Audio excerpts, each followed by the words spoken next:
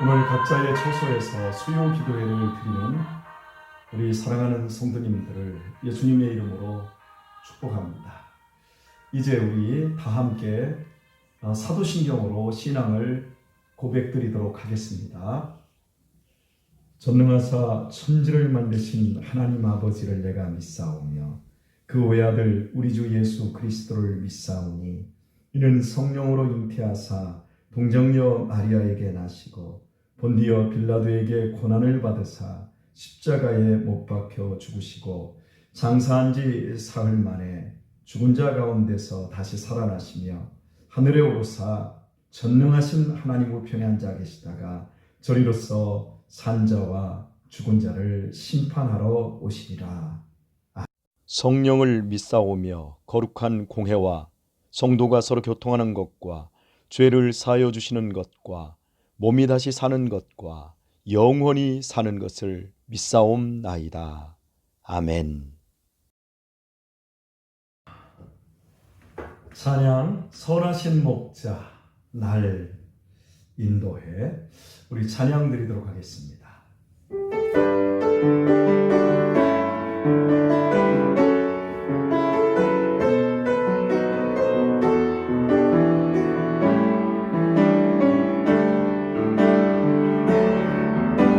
선하신 목자 날 사랑하는 것 주 인도하는 것 바라나니 주의 말씀을 듣기 위하여 주 인도하는 것 가려네.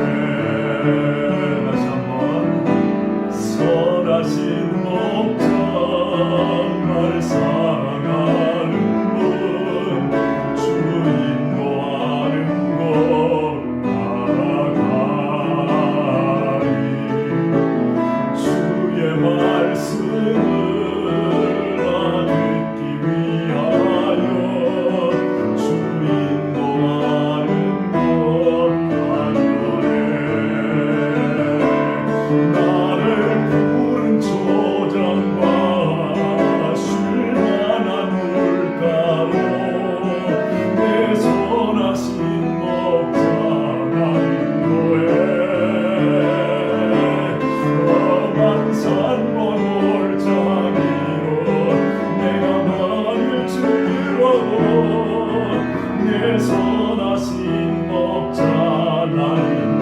다시 한번 처음부터 선하신 목자 선하신 목자 날 사랑하는 분 주 인도하는 것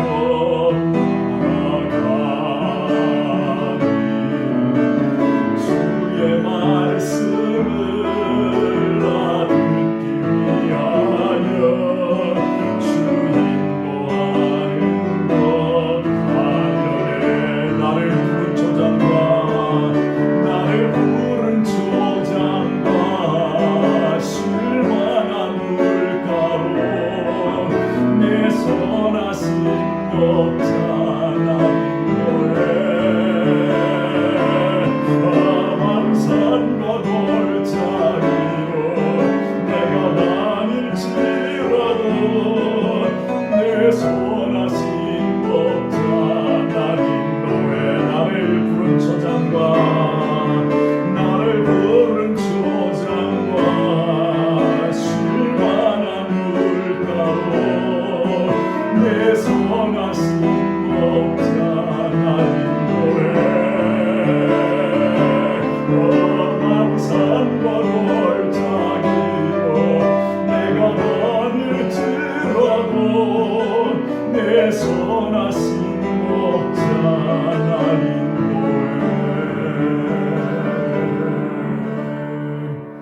아멘.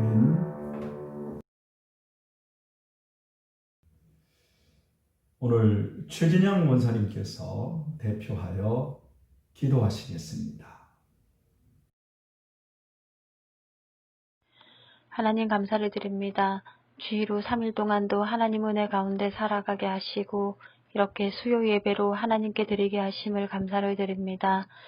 두세 사람이 내 이름으로 모인 곳에는 나도 그들 중에 있느니라 하신 말씀을 기억합니다. 예배의 장소가 어디든 간에 신령과 진리로 예배하는 예배자의 자리에 앉게 하옵소서. 하나님, 우리가 처한 환경과 상황을 보면서 불평하기보다는 하나님의 계획하심과 목적이 무엇인지 생각해보는 성도가 되게 하옵소서.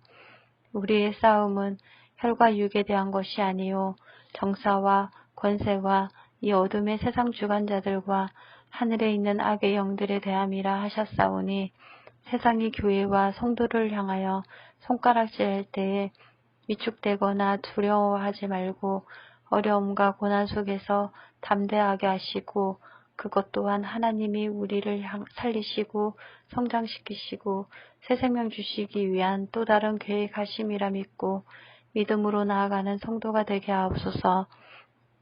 성령님, 오늘 또 말씀 전하실 목사님과 함께 하셔서 진리이신 예수님을 증거하실 때에 성도의 마음이 예수님을 인하여 기쁨이 넘치게 하시고 구원의 감격으로 인하여 세상을 능히 이기는 믿음을 갖고 승리하는 신앙으로 살아가게 하옵소서. 오늘 또 우리 홀로 드리는 예배가 아니라 성령님 임재하심으로 우리 인생의 최고의 예배를 하나님께 드리기를 원하며 예수님 이름으로 기도드립니다. 아멘.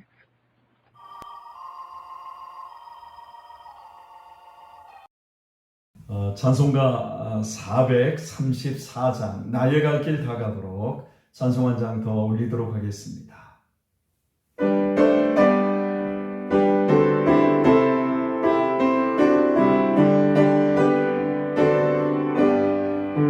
나의 갈 길 다가도록 예수 인도하시니 내 주 안에 있는 것을 어찌 의심하리요.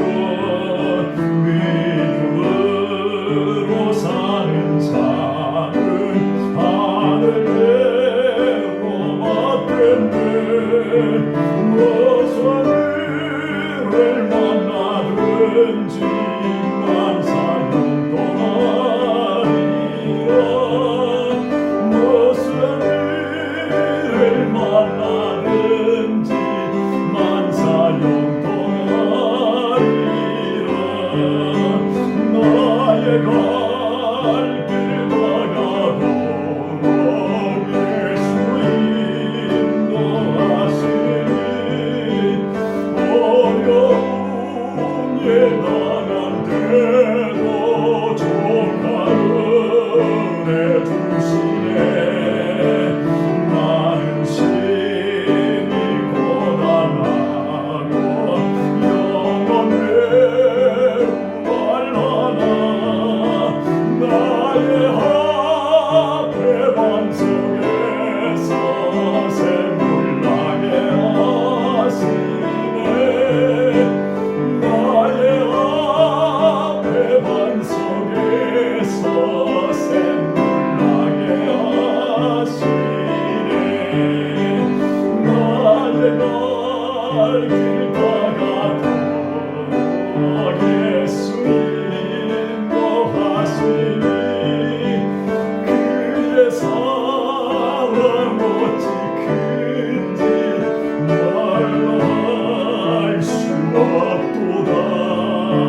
성령 나와 받은 영원 나를 알아갈 때에 영영 모를 나의 찬송 예수 인도하셨네. 영영 모를 나의 찬송 예수 인도하셨네.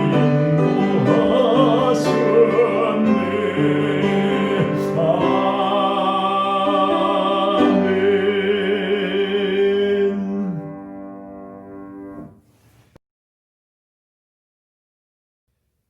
오늘은 강은희 집사님, 김재정 집사님 가정에서 하나님께 찬양을 올리도록 하겠습니다.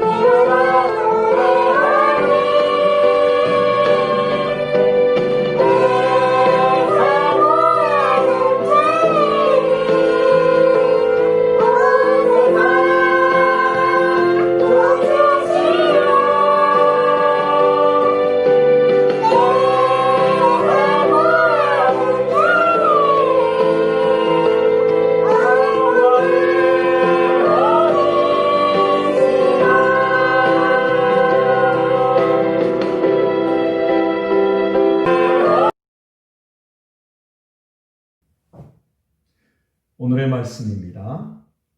오늘의 말씀은 요한일서 4장 10절의 말씀입니다. 요한일서 4장 10절입니다.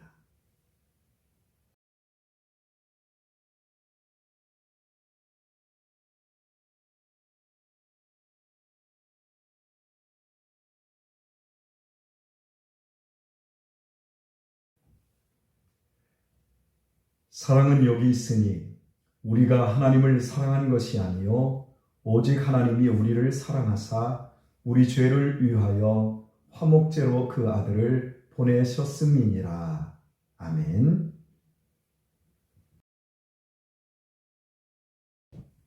오늘 본문 말씀을 여러분 공감하십니까? 사랑은 여기 있으니 우리가 하나님을 사랑한 것이 아니요 오직 하나님이 우리를 사랑하사 우리 죄를 위하여 화목제로 그 아들을 보내셨음이니라. 공감하십니까? 그리고 믿어지십니까? 그리고 감격하고 계십니까? 우리 중에는 아직도 이런 분들이 계십니다. 한 번만이라도 좋으니까 하나님, 제게 하나님의 마음을 좀 보여주세요. 제가 그것만 확인되면 어떤 고난이라도 달게 받겠습니다. 하나님 한 번만 보여주세요. 그렇다면 저는 어떤 상황에서도 인내하며 감사할 수 있겠습니다. 이런 질문을 가지고 계신 분들이 계실 겁니다. 또 혹은 하나님 제가 구원 받았나요? 저 구원 받은 거 맞나요? 제가 구원 받은 증거를 한 번만이라도 좀 보여주세요. 그렇다면 제가 신바람나게 주님을 따르겠습니다. 하나님 제가 자녀 맞나요? 정말 하나님의 자녀 맞나요? 그 증거를 한 번만이라도 좀 경험해 보고 싶습니다. 혹은 하나님의 음성을 제가 한번 들어봤으면 좋겠습니다. 왜 다른 사람들은 하나님을 보았다고 또 하나님의 음성을 들었다고 하는 분들이 많은데 왜 저만 못 보고 왜 저만 못 듣고 있나요? 혹시 저를 하나님이 사랑하지 않는 것 아닌가요?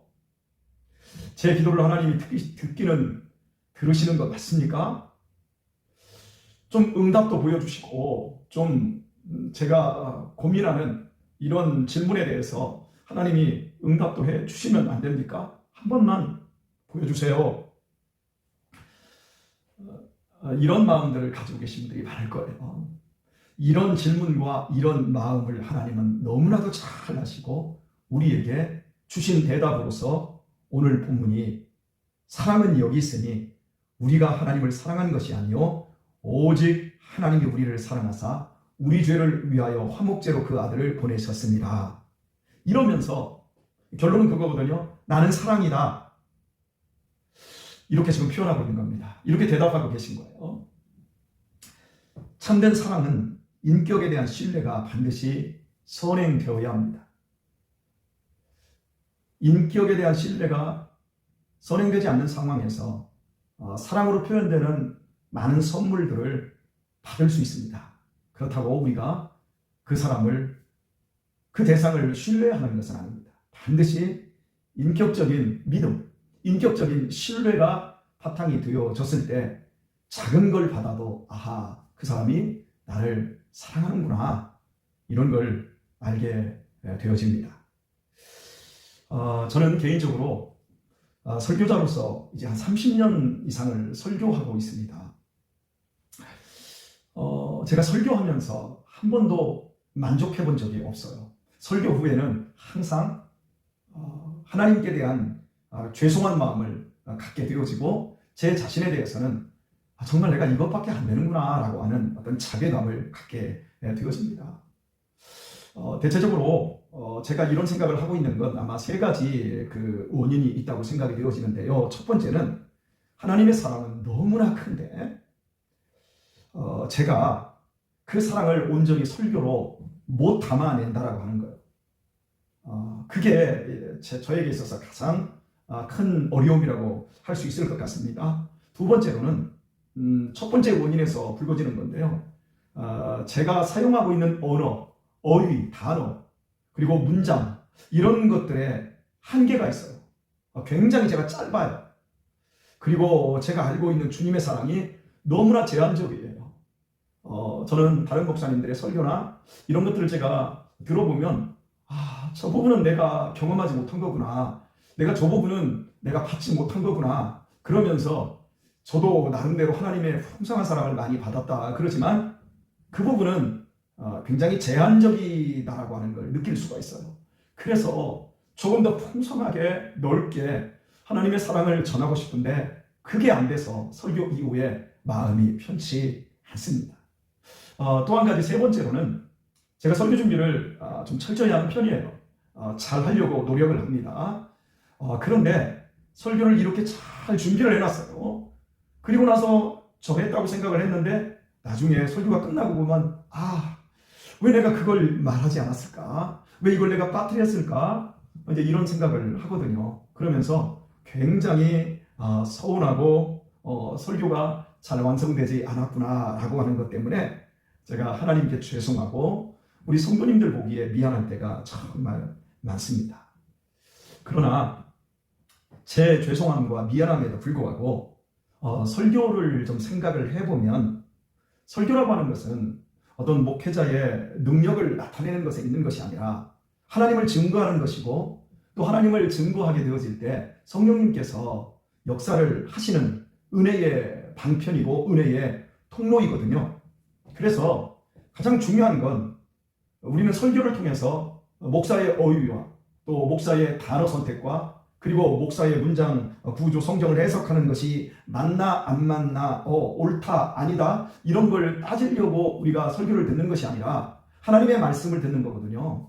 그리고 하나님의 말씀은 하나님의 마음이 담겨 있는 거거든요.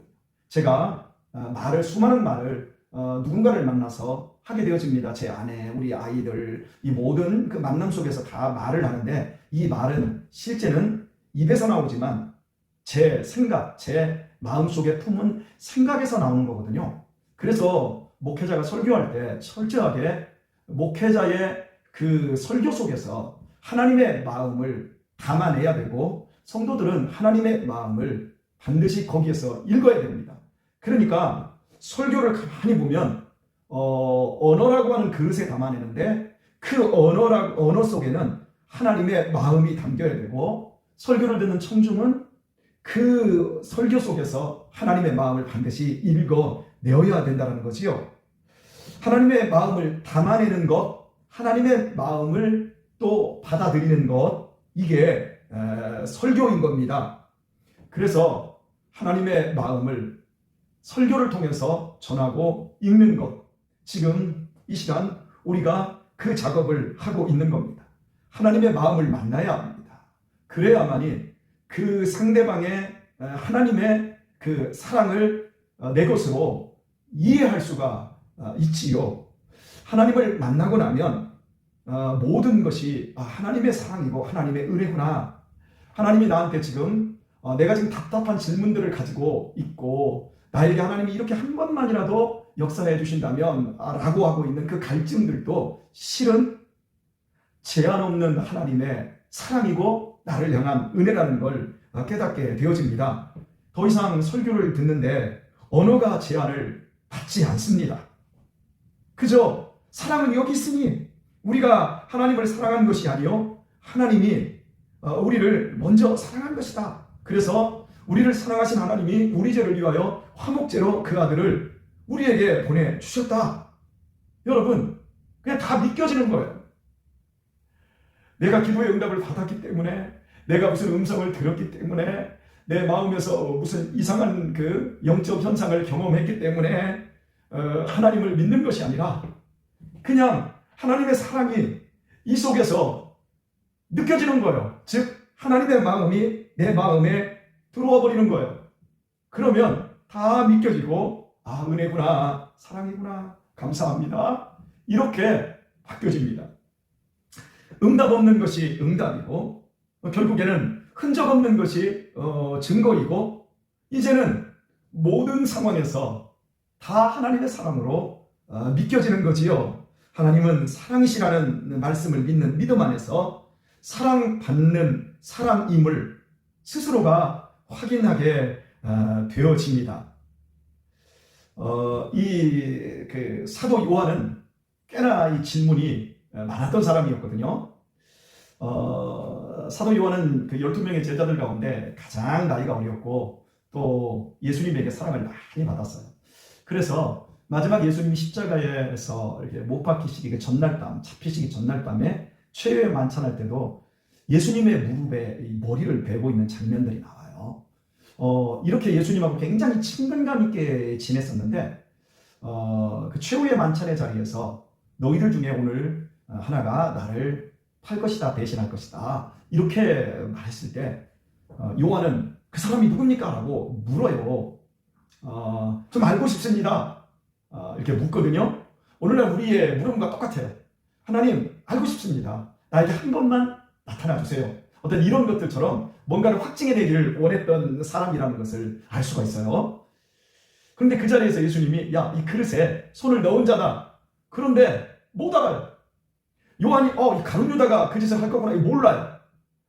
예수님께서 알려주셨어요. 상황은 그릇에 손을 넣은 사람이다. 그런데 손을 그릇에 넣은 사람이 예수님도 손에 넣었고 자기도 손에 넣었고 가룟 유다도 손에 넣었고 그런 거예요. 그러니까 다 손을 넣었는데 어떤 사람들은 그 떡그릇에서 그걸 먹고 내가 예수님을 위해 살리라 이런 말, 반면에 난 예수님을 팔아버리리라 이런 사람도 있어요. 참 무서운 거지요, 현실이. 그런 상황에서 예수님은 말씀하셨어도 사도 요한이 예수님과 아무리 친근감 있고 예수님의 이 무릎에 자신의 머리를 갖다 대고 누울 정도로 친근감이 있었지만 예수님을 몰랐어요. 그런데 그 사도 요한이 다른 제자들은 다 이게 순교를 합니다, 일찍. 하지만 AD 100년이 넘는 시간까지 사도 요한은 자신의 삶을 살아내요.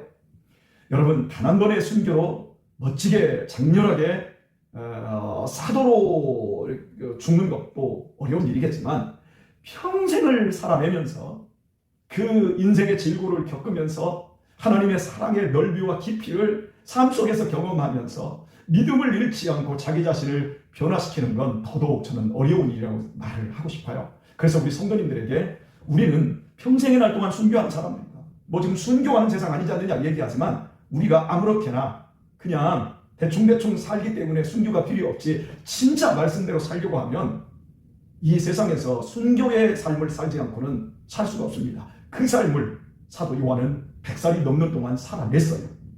그리고 나서 요한 일서가 그 마지막 죽음의 끝자락쯤에 쓰여졌는데 요한 일서에서 다 사랑을 얘기해요. 그리고 오늘 본문에서도 사랑은 여기 있다. 우리가 하나님을 사랑하는 것이 아니다. 오직 하나님이 우리를 사랑하사 우리 죄를 위하여 화목제로 그 아들을 보내셨습니다. 자기가 질문을 해놓고도 대답을 해주시는 그 예수님의 답변에 대하여 젊은 날 이해하지 못했던 사도 요한이 늙은 날에는, 인생을 모두 경험한 후에는 말하지 않아도 해답을 알고 있는 이 모습. 여러분, 우리도 지금 이렇게 신앙의 해답을 찾아가고 있고 하나님을 경험하고 있습니다. 삶은 하나님을 경험해가고 있는 것이고 진리를 내 몸에 체득해가고 있는 겁니다. 말씀이 육신이 되어 이 땅에 오신 그 예수님이 다시 부활하시고 승천하셔서 이제 우리들에게 교회를 주셨거든요. 그리고 이제 우리들에게 말씀을 주셔서 우리의 몸 안으로 하나님의 말씀을 받아들임으로 인하여 우리가 이제 말씀으로 화하되는, 변화되어가는 예수님이 되어가는 겁니다. 우리가 예수님이 아니라 말씀으로 우리에게 찾아오시고 영으로 우리의 내면 속에 오신 그 예수님으로 말미암아 우리들이 예수님의 삶을 이제 살아가게 되는 겁니다. 그래서 사랑의 본체이신 그 예수님으로 말미암아 사랑을 알게 되어지는 것. 그래서 삶은 고귀한 겁니다. 인생의 환난과 근심에 염려에 찌들어버리는 것이 아니라 인생의 고난 속에서 하나님의 인격을 알고 하나님의 인격이 내 안에서 자람으로 말미암아 하나님은 사랑입니다. 누가 말하지 않아도, 누가 알려주지 않아도 그렇습니다. 하나님은 사랑입니다. 이렇게 고백하게 되어지는 겁니다. 오늘의 말씀을 맺으면서 마태복음 17장에 있는 변화산 사건에 대한 이야기를 하도록 하겠습니다. 예수님께서는 3명의 제자들을 데리고 사역의 그 끝자락에서 산에 올라가셨습니다. 그때 3명의 제자는 베드로와 요한과 야고보였습니다. 올라가셨을 때 누더기 옷을 입으셨고 그리고 볼품없는 외모를 가지셨던 예수님께서 변해버리셨어요. 그의 모습에 막 광채가 나고 원래의 그 본 모습, 하나님의 본체시나 하나님과 동등됨을 취할 것으로 여기지 아니하시고 인간으로 오시기 전 그 영광스러운 하나님의 모습으로 예수님이 변해버리고 거기에 모세와 엘리야가 함께 이야기를 하는 어마어마한 그 모습을 이제 베드로가 보게 되었습니다. 그리고 베드로가 그 자리에 엎드려서 여기에 초막 셋을 지켰습니다. 너무 좋아서 산에서 안 내려가겠다는 이런 모습이었어요. 그래서 예수님이 누구신가의 그 진실을 보았는데요. 이 변화산 사건 전에 8일 전에 무슨 사건이 있었는가 하면 예수님께서 가이사랴 빌립보에서 너희들 내가 묻는다. 사람들이 나를 누구라 하더냐? 그 다음에 너희는 나를 어떻게 생각하냐? 내가 누구냐? 라고 물었을 때 사람들은 세례, 요한, 엘리야 이런 선지자 중에 한 사람입니다. 이렇게 얘기하는데 베드로가 나서서 주는 그리스도시요 하나님의 아들이십니다. 이렇게 대답을 했거든요. 그러자 예수님께서 굉장히 기뻐하시면서 바요나 시몬아 네가 복이 있도다. 이를 네게 알게 한 이는 네가 아니라 하늘에 계신 내 아버지시니라 이렇게 말씀을 하셨어요. 그러니까 주는 그리스도시요 살아계신 하나님의 아들이십니다 라고 예수님을 정확하게 알아보고 신앙 고백을 했지만 그것은 베드로의 능력이나 베드로에게서 나온 것이 아니었습니다. 하나님의 능력이 임하여 베드로에게 그것을 알게 했습니다. 하지만 베드로가 이렇게 신앙 고백을 했다고 해서 예수님의 본 모습을 본 게 아니었어요. 여전히 예수님은 흠모할 만한 풍채도 없고 고운 모양도 없는 그저 거지들의 왕초와 같이 바리새인들과 서기관들, 대제사장들, 그 기득권들에게 여전히 미움을 받는 상태에 계셨습니다. 그랬지만 베드로는 신앙으로 그렇다 할지라도 주님은 바로 하나님의 아들이고 나의 구원자이십니다. 이렇게 고백을 했던 겁니다. 그리고 나서 8일 후에 변화산에서 자기가 고백한 그걸 실제 눈으로 본 거예요. 진짜 하나님의 아들의 모습, 진짜 구원자의 모습. 그때 여러분 베드로가 얼마나 신이 났을까요? 야, 내가 믿고 따르던 우리 주님, 그 본 모습을 본 거예요. 지금까지 내가 따라다녔던 예수님, 그 예수님이 이런 분이셨구나. 내가 지금까지 하나님께서 주시는 떡을 먹었고 물을 마셨고 그 주님과 내가 함께 전도 여행을 하며 함께 살았구나. 와, 여러분, 베드로가 그 감격. 사랑하는 교우 여러분, 신앙에 대해서 서두르지 마십시오. 우리 모두 다 알게 될 것입니다. 사도 요한처럼 질문해놓고 말해줘도 모르는 어리석은 때도 있고, 베드로처럼 자기가 신앙 고백을 하지만 그 신앙 고백의 의미가 하나님이 주셨기 때문에 그 의미를 다 알지 못한 채 신앙적으로 고백했던 것처럼 우리들도 다 그럴 수 있습니다. 그래서 답답할 수 있습니다. 괴로울 수 있습니다. 여러분, 그러나 서두르지 마십시오. 다 알게 되어 있습니다. 이미 우리는 하나님 안에 있고요. 주님의 무릎 위에 머리를 기댈 만큼 주님과 가까이 있고요. 주님께서 주시는 떡을 먹고 있고요. 주님께서 주시는 힘으로 살고 있습니다. 여러분, 믿음으로 그냥 사십시오. 아는 것은 시간 문제입니다. 우리가 살면 살수록 하나님의 사랑을 더 알게 되어질 것입니다. 하나님의 은혜를 더 깨닫게 되어질 것입니다. 이렇게 좋은 하나님이 나의 하나님이셨고 일찍부터 나와 함께 나의 삶 속에서 동행하여 주셨구나. 그리고 내가 위험한 순간에 주님이 나를 지켜주셨고 나의 고통의 시간에 주님이 함께 울어주셨고 내가 서두르고 내가 분노할 때 하나님께서 내 마음속에서 제어하시며 나를 돌봐주셨구나. 여러분, 그걸 알게 되는 날이 분명히 옵니다. 그저 오늘을 살아가는 우리 성도 여러분, 지금은 우리가 하나님의 마음을 받아내야 합니다. 오늘 설교를 통해서 오늘 목사님이 설교 잘한 애가 아니라 오늘 제 설교를 통해서 여러분에게 주시려고 하는 하나님의 마음을 여러분 받아내십시오. 그리고 하나님의 사랑을 여러분 마음속에 편만하게 채워질 수 있도록 여러분의 마음을 하나님께 내어 드리십시오. 오늘 설교만큼은 제가 하나님께 죄송하지도 않고 그리고 스스로 자괴하지도 않고 설교 끝나고 이거 빠뜨렸다 이런 것으로 제 스스로가 저를 힘들게 하는 설교가 아닌, 제가 여러분에게 설교를 정말 못했어도 여러분은 하나님의 사랑의 그 풍성함을 알아서 감격할 수 있게 되기를 바랍니다. 마지막으로 말씀을 다시 한번 읽고 오늘의 설교를 맺겠습니다. 사랑은 여기 있으니 우리가 하나님을 사랑한 것이 아니요 오직 하나님이 우리를 사랑하사 우리 죄를 위하여 화목제로 그 아들을 보내셨음이니라. 아멘.